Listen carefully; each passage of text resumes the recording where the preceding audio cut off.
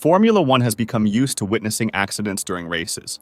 Thanks to technological and regulatory advancements, crashes have become an integral, though undesirable, part of the sport, and sometimes chaos ensues, with several drivers ending up involved in accidents together.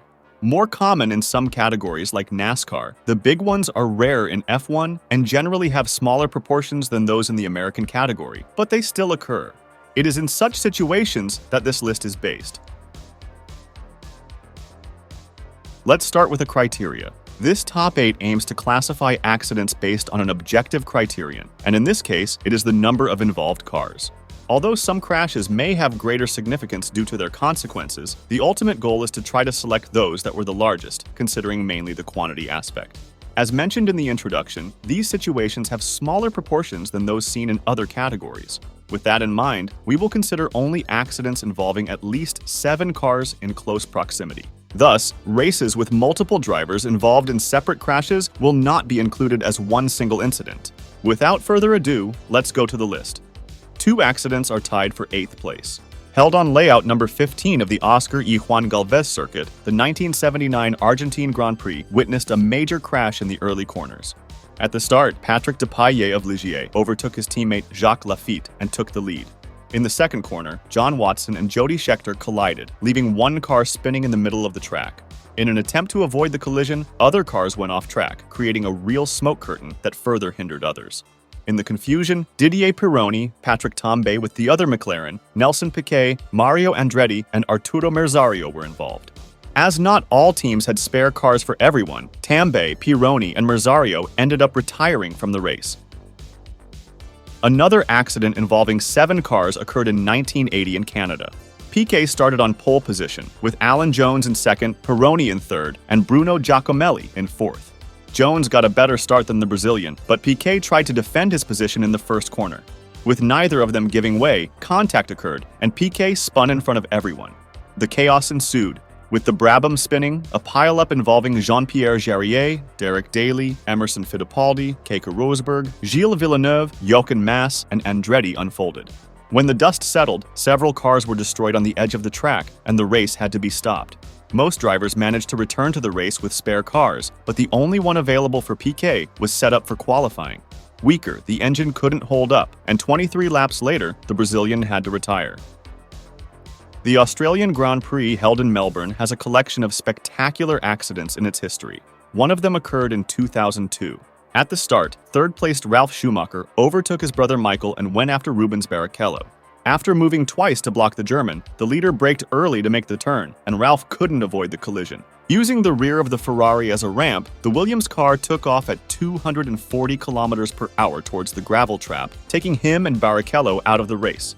Behind them, Felipe Massa swerved by cutting through the grass and in the move hit Giancarlo Fisichella of Jordan. With the two spinning and creating smoke, the rest tried to avoid as best they could, further increasing the chaos. In addition to the 4 drivers mentioned, Nick Heidfeld, Jenson Button, Olivier Panis, and Alan McNish were also involved. Unlike the other accidents on the list, the race was not interrupted, and all 8 retired from the race. Few people remember, but the 1987 Portuguese Grand Prix had an accident that can be considered a big one. At the start, Nigel Mansell overtook Gerhard Berger for the lead, with Alain Prost, Piquet, and Michele Alboreto battling just behind. After rounding turn 1, Piquet's Williams touched Alboreto's Ferrari, and the Brazilian's tire punctured. With the contact, Derek Warwick had to brake, and the abrupt change caught Satoru Nakajima by surprise. The cars behind didn't have time or space to react, and the confusion was formed. Martin Brundle, Theo Fabi, Christian Danner, Adrian Campos, René Arnoux, Philippe Alliot, and Eddie Cheever were caught in the accident. The confusion was so big that the marshals didn't know exactly what to do and took almost a lap to stop the race. The race was halted to clear the track, and of all those involved, only Danner couldn't return. The 1973 British Grand Prix became famous for the accident at the end of the first lap that destroyed 9 cars.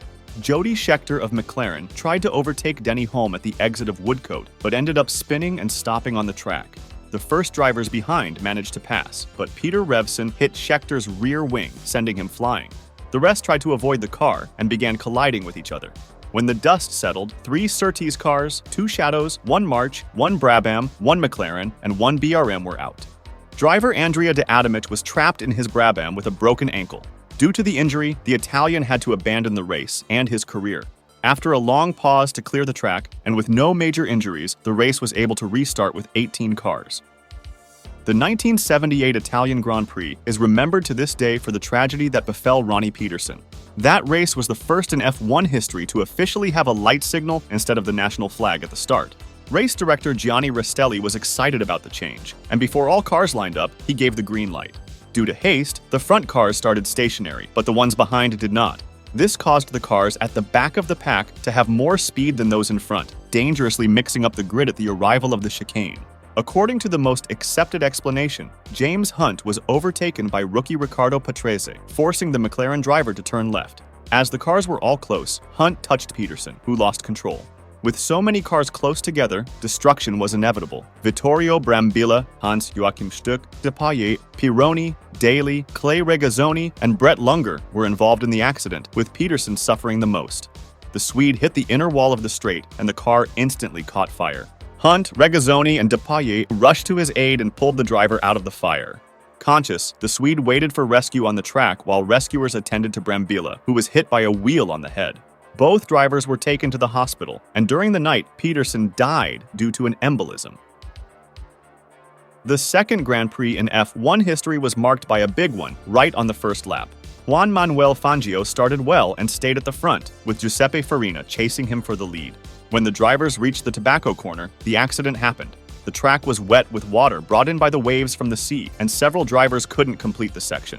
Fangio escaped the confusion, but Farina hit the wall and returned to the track. The Italians' Alfa Romeo blocked the path of the others, who could do little. Luigi Villoresi, Philippe Etancelin, Alberto Ascari, Louis Chiron, and Raymond Sommer couldn't swerve.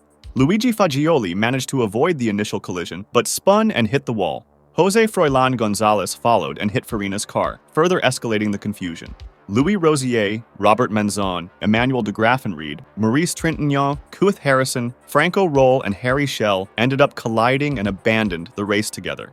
Some drivers managed to repair their cars and return to the race, but a total of 10 cars left the Grand Prix only due to that accident. The 1987 Austrian Grand Prix is another race remembered mainly for accidents. The event as a whole had problems, starting with the accident involving Stefan Johansson's McLaren and a deer during practice. The first start of the race saw Martin Brundle of Zakspeed spinning at the end of the straight, triggering spins by Jonathan Palmer and Philippe Streif in the Tyrrells. Piercarlo Ginzani was another victim of the confusion. After a long pause, the track was cleared, and in the second restart, Mansell had clutch problems. Starting poorly, the driver crawled along the side of the track while the rest of the grid squeezed to avoid him. As the main straight was too narrow at the time, the cars passed through the space to Mansell's left. The situation turned even worse when Eddie Cheever of Arrows and Patrese of Brabham tried to go to the right.